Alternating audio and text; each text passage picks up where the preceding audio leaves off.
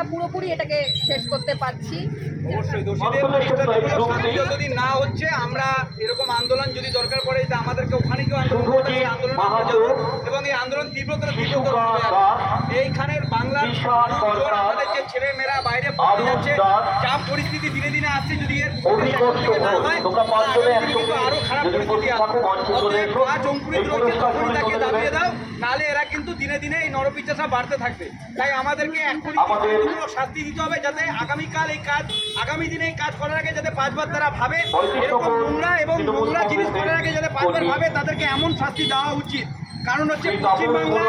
এরকম জিনিস আমরা এর আগে কখনো দেখিনি, যেখানে একটা নার্স, যেখানে একটা ডাক্তার, যার সবথেকে সুরক্ষিত জায়গা যেখানে তারা থাকেন, সেখানে ডিউটিরত অবস্থায় তাকে যদি এইভাবে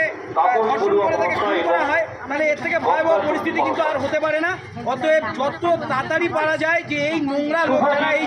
কালপিট কাজে জড়িত, যারা নৃশংসভাবে এই নোংরা কাজটা করতে পেরেছে এবং খুব স্মুথলিভাবে অন্যের ঘাড়ে চাপিয়ে দিতে চাইছে, তাদেরকে আড়ালে না রেখে যথেষ্ট যেভাবে হোক তাদেরকে দৃষ্টান্তমূলক শাস্তি চাওয়া দরকার এবং হওয়া দরকার, নাহলে কিন্তু এই অপরাধ দিনে দিনে বাড়তে থাকবে। এবং তারই যাতে তাদের শাস্তি হয় সেই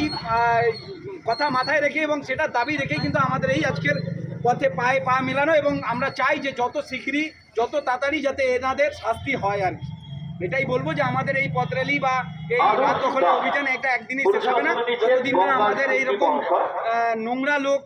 এই সমাজে রয়েছে, যারা মানুষ কিন্তু মানুষ নয়, জানোয়ারের থেকেও অদম, পশু পাখিরা এদের থেকে ভালো হয়, তাদেরকে যদি দৃষ্টান্তমূলকভাবে এবং চিহ্নিত করে শাস্তি না হয়, ততদিন আমাদের কিন্তু এই প্রতিবাদ চলবে, ননস্টপ চলতে থাকবে। এবং এটা কিন্তু এখন শুধু ভারতে নয় এবং এই রাজ্যে নয়, পুরো প্রতিবেশী রাজ্যে, এবং তারই সাথে সাথে কিন্তু এখন ইংল্যান্ডেও এই প্রতিবাদ চলছে, যে ওখানকার মেয়েরা যাতে সুরক্ষিত থাকে, তারাও কিন্তু এই এরকম নৃশংস একটা ঘটনার প্রতিবাদ কিন্তু তারাও জানাচ্ছে আর কি। এবং আমাদের শুধু মেয়েরা নয়, ছেলেদেরও এগিয়ে আসা উচিত। এরকম একটা নোংরা কাজ যারা করেছে তাদের যাতে দৃষ্টান্তমূলক শাস্তি হয় আর কি, তার কারণে এগিয়ে এসেছি এরকম একটা নোংরা কাজের প্রতিবাদ জানাতে।